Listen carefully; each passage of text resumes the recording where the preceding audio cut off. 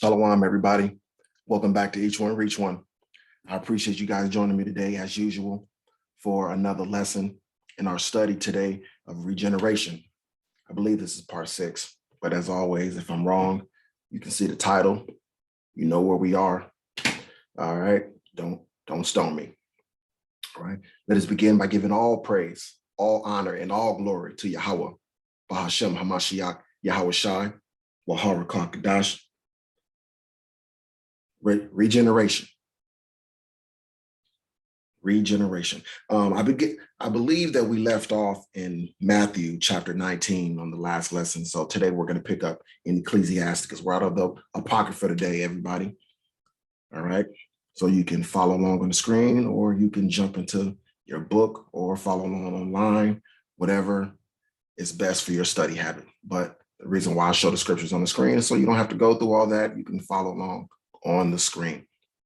Okay. Early on when I was just coming into the truth, I found that the lessons that taught me the best, or it was easiest to follow along, were the ones where they have the scriptures on the screen, right? So I just learned to teach that way because I felt like that was a good way that I learned. So it's a good way to teach. All right. So Ecclesiasticus 18, verse 20. Before judgment, examine thyself, and in the day of visitation, thou shalt find mercy. All right. Before judgment, examine thyself. Before, there's different judgments. There's the white throne judgment, and there's the judgment that takes place after every lifetime. Right. So now this could mean the white throne judgment at the end of times, or this can mean after each life, before you die and you go back to the Most High who created you for judgment. Examine yourself, make sure that you're living correctly. Ask yourself, are you doing the things that are pleasing to him, right? Are you living in error? It's good. It's a good idea to live this way so that in the day of visitation, you'll find mercy. In visitation, meaning the day of visitation, meaning when you return to the earth, when your soul comes back to visit the earth again, you'll find mercy. And you'll know if you found mercy based off of your life. How does your life play out? You should be able to look back at your life from this point where you're at right now, view it through hindsight, right? And if you have been, if you're somebody who was pleasing to the Most High in your previous life, it wouldn't prevent you from going through things in this life, because there's always something that you got to be taught and you got to learn and you got to account for, right?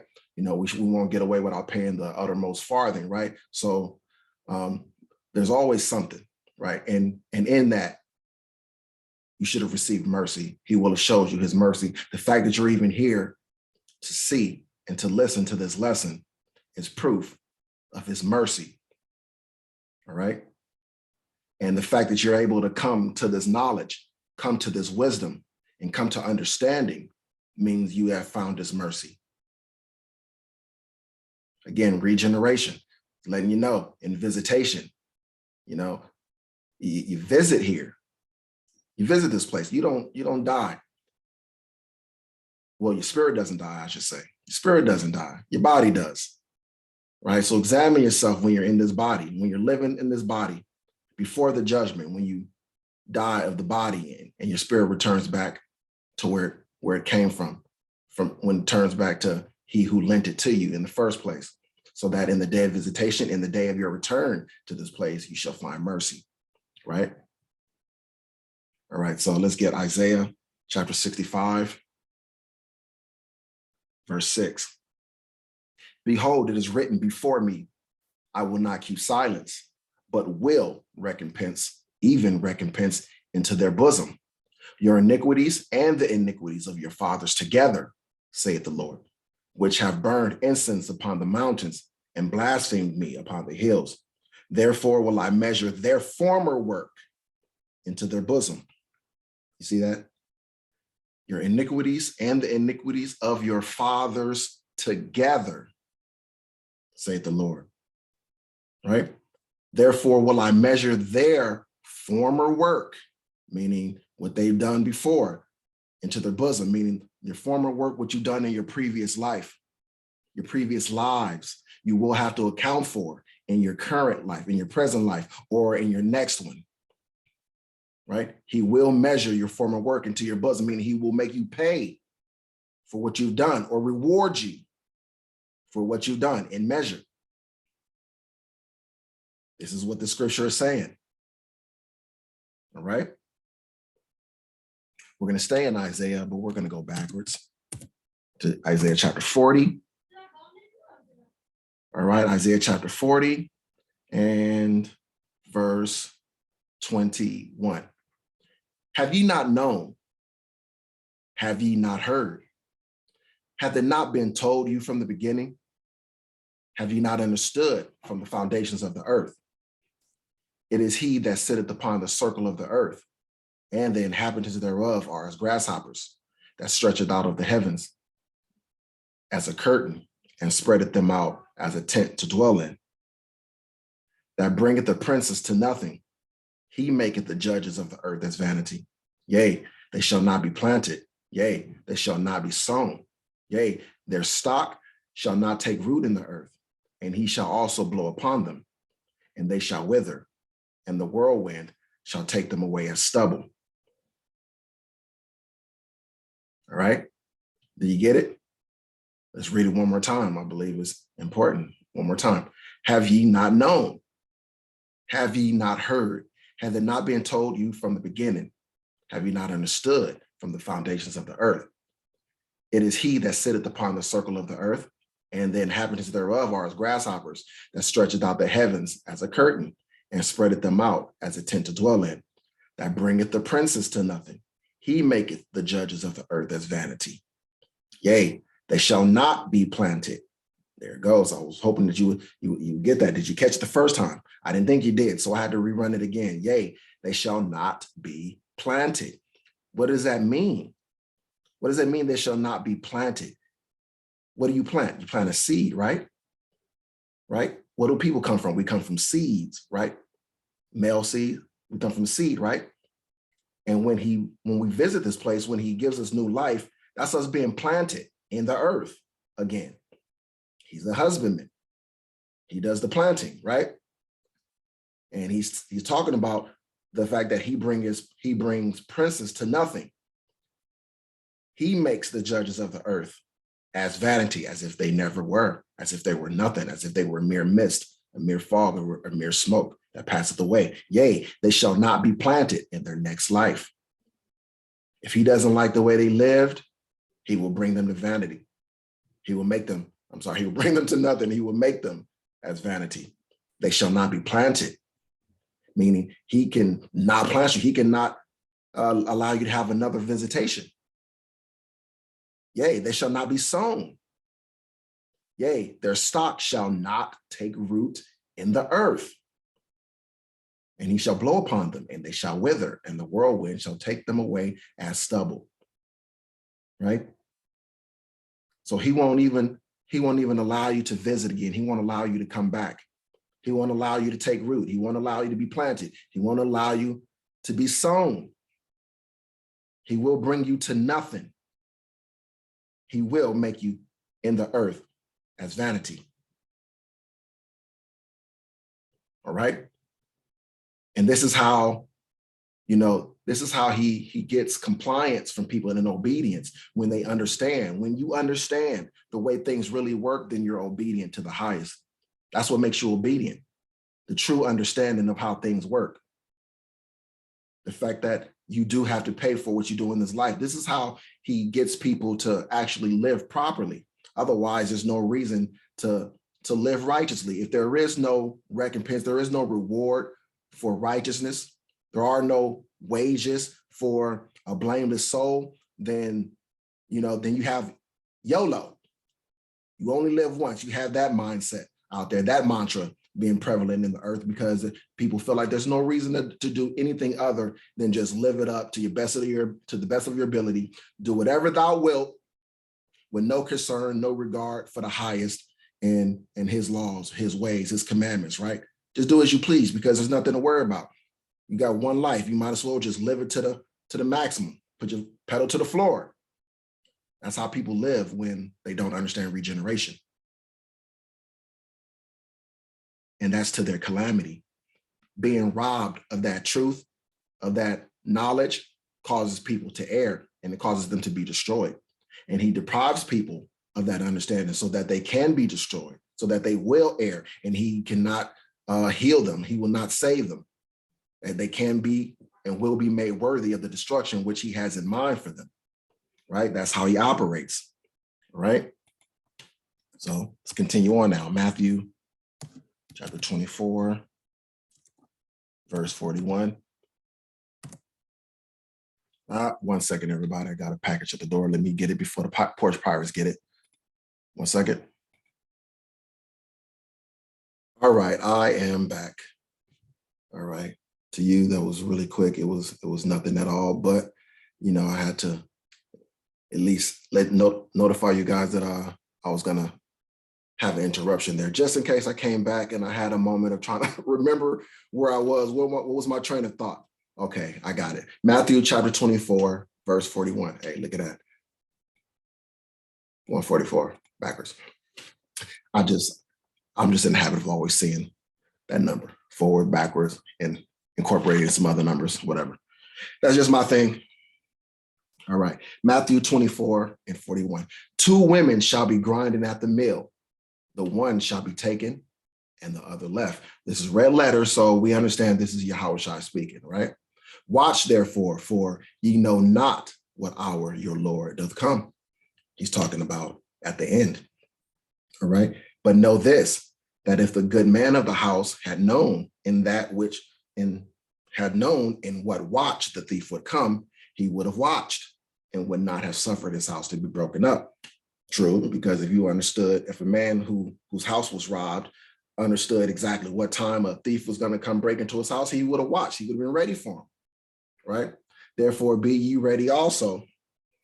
Therefore, be ye also ready, for in such an hour as ye think not, the Son of Man cometh. Now, look, he's talking to these people, right? And he's talking to the people in this current time that he's speaking in, right? But he's telling them to watch for his return. He knew he wouldn't be returning for a long time, right? For 2,000 years, right? But he's telling them to watch for him. Why is he telling them to watch for him? He knows they aren't going to be alive in that lifetime. They aren't going to live from that lifetime to this lifetime, for over 1,000 years to see him come. So why is he telling them to watch? Because of regeneration, because they'll be back. They'll be back again. And more specifically, they would be back in the time, in the age when he would return, which is now. So those people he spoke to back then, those people who received the gospel back then, they have been regenerated in the earth at this time to be here in this age so that they can do what he told them to do. Otherwise, he was telling them to do this in vain. There was no reason to instruct these people. Watch, therefore, for you know not what hour your Lord doth come. It would be no purpose for him to tell them to watch if they wouldn't even be around to watch. If his return would have no bearing on them because they would be dead, there's no point for him to tell them to watch. He told them, be ready. Therefore, be ye also ready. How can they be ready if they're going to be dead in that time? Therefore, be ye also ready, for in such an hour as ye think not, the Son of Man cometh. He knew it wasn't going to be right away. He didn't know the exact hour, but he knew the season. Because like he even told you, no one knows the day, an hour except the Father himself. So he himself didn't know the exact moment, but he knew the age. He knew it wasn't going to be back then in that time. That much he knew. Right?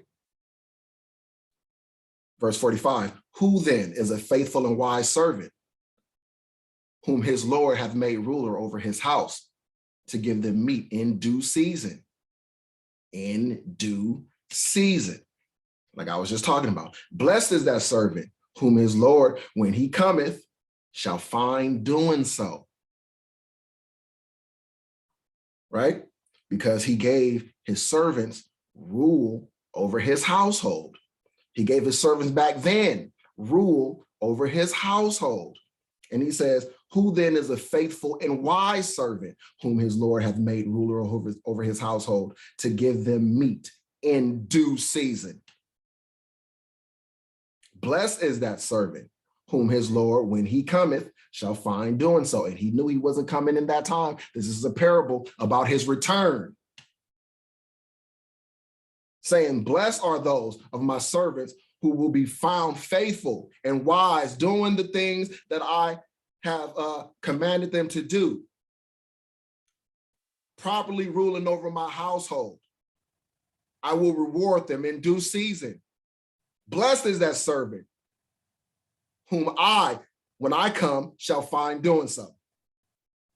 Verily I say unto you, that he shall make him ruler over all his goods. And again, we're speaking about the elect. They were then, and we are now. But, and if that evil servant shall say in his heart, my Lord delayeth his coming, see, because he knew it would be a long time before he came, and there would be certain people who would be given up because they don't know how long they're going to be waiting. They're going to be getting impatient and anxious and losing hope and losing faith because he didn't come speedily. Right? That's why he calls that person who gives up, who loses faith, an evil servant. He wasn't just waxing philosophical. He knew exactly what was going to happen, that there were going to be people who would do this. He would have servants of his who would do this. And they have done it. They are doing it now. When is he coming? I thought, see, because you tried to put a date on it. And you were told, you were instructed that you knew not the day nor the hour. Right? And shall begin to smite his, well, let me go back from the top of 48, to the top of verse 48. But, and if that evil servant shall say in his heart, my Lord delayeth his coming, and shall begin to smite his fellow servants, and to eat and drink with the drunken. And that's happening now, you know, but it's happening more in a verbal way than physical, you know, verbal smitings, right? They're coming against the people and they're biting them, you know what I mean, trying to devour them with their mouths though, right? And they're beginning to eat and drink with the drunken. So they're going into the way of the world. They got tired of waiting and trying to be patient. They decide, hey, you know what? I might as well just join in with everybody else and just live for the day like everybody else is doing. He's not coming, or he ain't coming back in my lifetime, so I might as well just do whatever. See, it's that not understanding regeneration. One, not understanding the times they're in, because if they had the spirit, they would understand that these are the times of the end, which he told us about. But see, so they don't understand. Why? Because they are evil servants. So he hasn't given them the ability to understand, the wisdom to understand the times, to make them stable, right?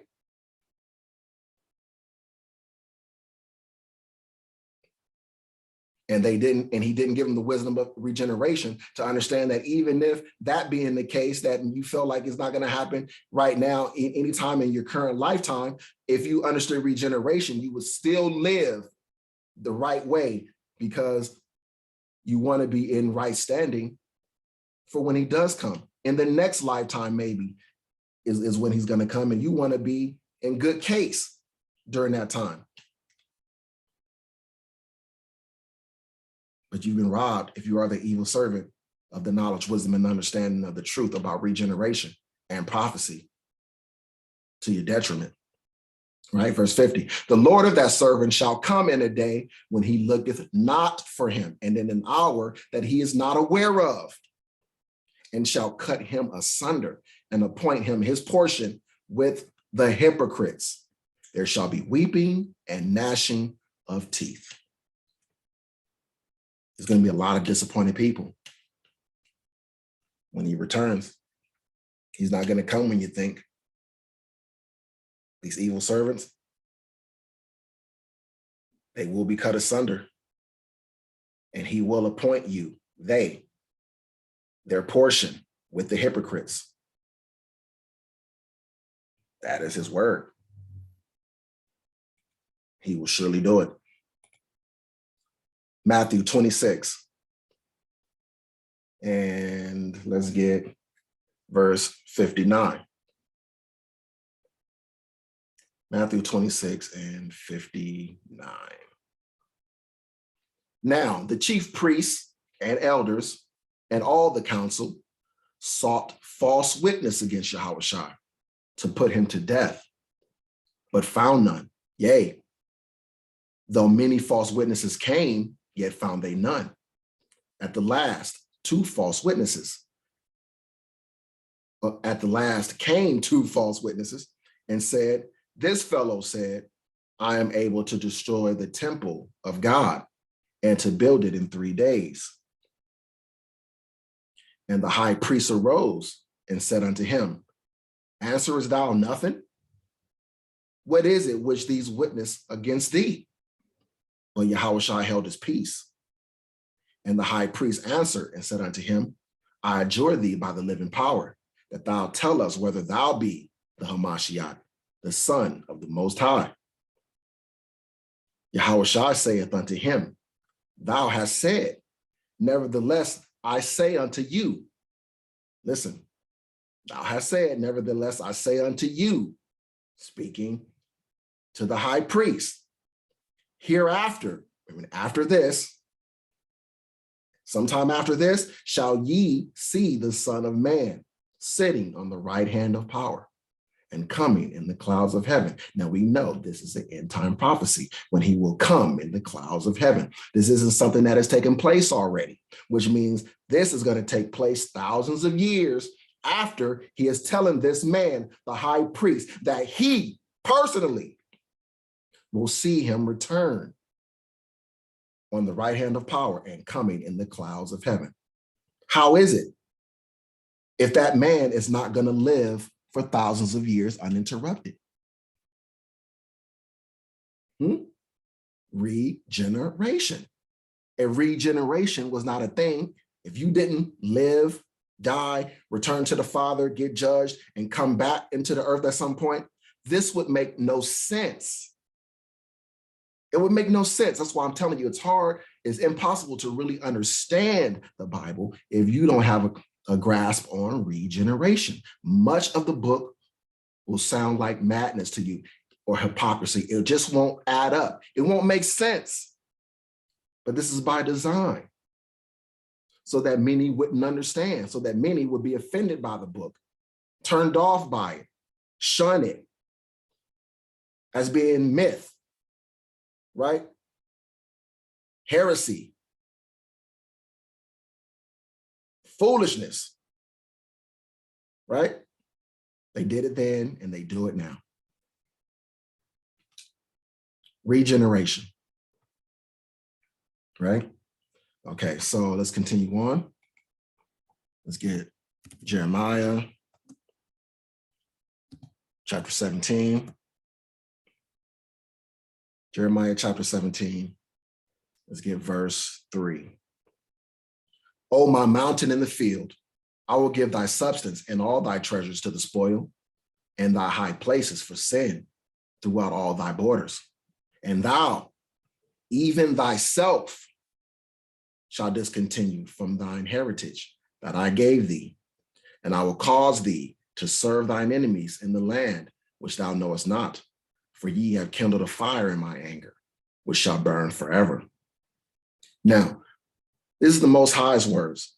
He's speaking to Jeremiah. So he's talking to Jeremiah, but he's also talking about Jeremiah as well as talking about his people Israel. So he's telling Jeremiah that he himself and the people of Israel at that time, that he would cause them to discontinue from their heritage that he gave them, right? And he would cause them to serve their enemies in the land which they knew not, for kindling the fire in his anger, right? Now, he isn't referencing the captivity of that day. He's talking about a time to come, because although they went through the captivity of that day, what didn't happen? They didn't discontinue from their heritage. They were taken captive, but they did not discontinue from the heritage that he gave them, meaning he was talking about another time in history, another date further in the future, where he would cause Israel to discontinue from their heritage that he gave them. And that time did come.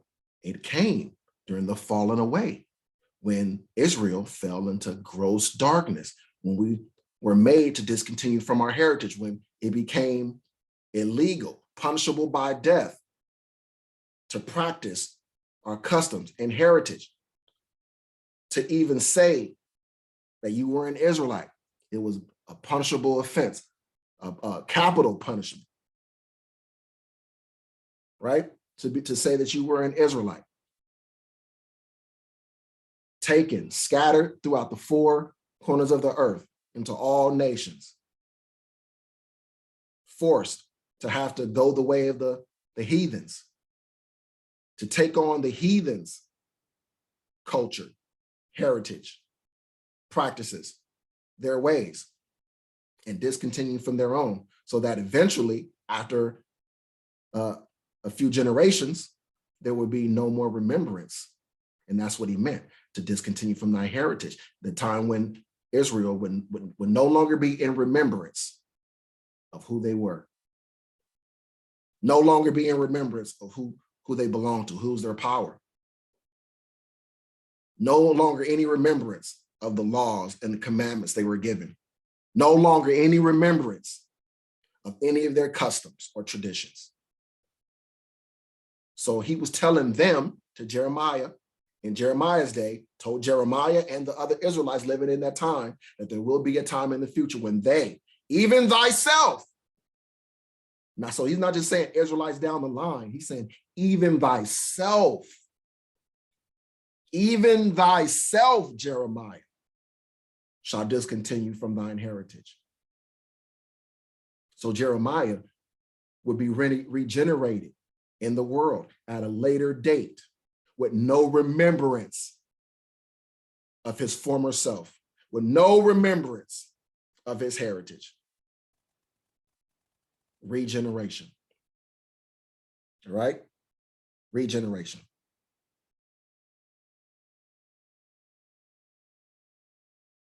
Verse 17, be not a terror unto me. Thou art my hope in the day of evil. See, this is him. This is Jeremiah speaking to the Most High about that time at the end. The day of evil is a reference to Jacob's trouble. It's a reference to the great tribulation, right? The day of the Lord's wrath. That's the day of evil, the day of the Lord's wrath.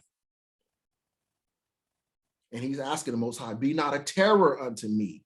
Thou art my hope in the day of evil. And that's where we stand right now. Jeremiah is here right now, putting his hope in the Lord, that he is one of the men of the elect that will be redeemed out of the earth before the great tribulation. His hope is in the Most High.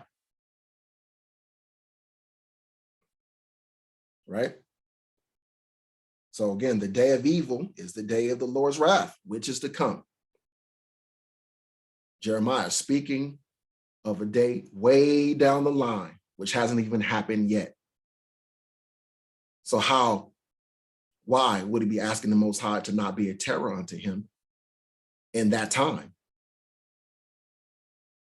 if he wasn't even going to be alive to experience it?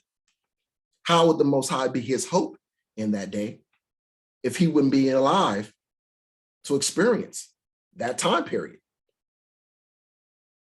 It makes no sense, right? Verse 18, let them be confounded that persecute me, but let not me be confounded. Let them be dismayed, but let not me be dismayed.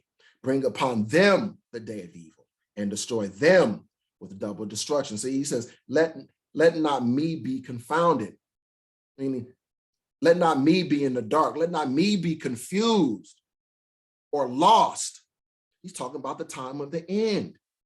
He's asking the Most High, please don't let me be lost in that day. Don't let me be one of the people that are lost and in darkness, but let them be dismayed. They who? Those that persecute him. Let them be confounded that persecute me. Let them. And that's what we ask now. And that's what he's doing. He's taking the wisdom away from our enemies, and he's caused them to be dismayed. Right? Bring upon them the day of evil, the day of the Lord's wrath, the time, the hour of the nation that will come upon the whole earth to try them that be therein, roughly paraphrasing, right? And destroy them with double destruction. The Most High promised to repay our enemies with a double portion of what we had to receive at their hands. Again, proof of regeneration, because this was him talking about what will happen in the latter days after he brought back the captivity of Israel. Right? Asking the Lord, give them double destruction. Basically asking the Lord, please keep your promise, keep your word. Reward them double for what they do to us. Right?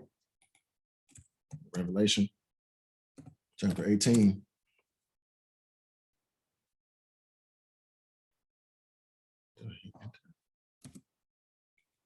Okay, Blue Letter Bible just doing its thing. Okay, there it is. All right. Revelation 18, verse 6. Reward her even as she rewarded you. And this is talking about Babylon, right? This is talking about Babylon. It's talking about our enemies. It's talking about the great whore. Reward her even as she rewarded you, and double unto her. Double according to her works. In the cup which she hath filled, fill to her double. See, now this is the Most High telling us. It's because he's going to give us payback, righteous payback. He will use his people to beat in pieces his enemies, our enemies. He's going to allow us to recompense them for the evil they've done to us. Jeremiah understood this. He was told this. That's what he was referencing when he said to reward them with a double portion. Right? So again, you see, Jeremiah understood that he would die and that he would be regenerated in the end of days, which is now, and he has been. As a prophet, he was given a glimpse of the future. He understood what was coming, and he understood that he would be a partaker in what would be happening in the end of days because of regeneration. He didn't think that he was going to live from his time all the way until the end. He knew that he would be back again. Why? Because he was told that he would be. He had it directly from on high. He wasn't guessing. He wasn't guessing.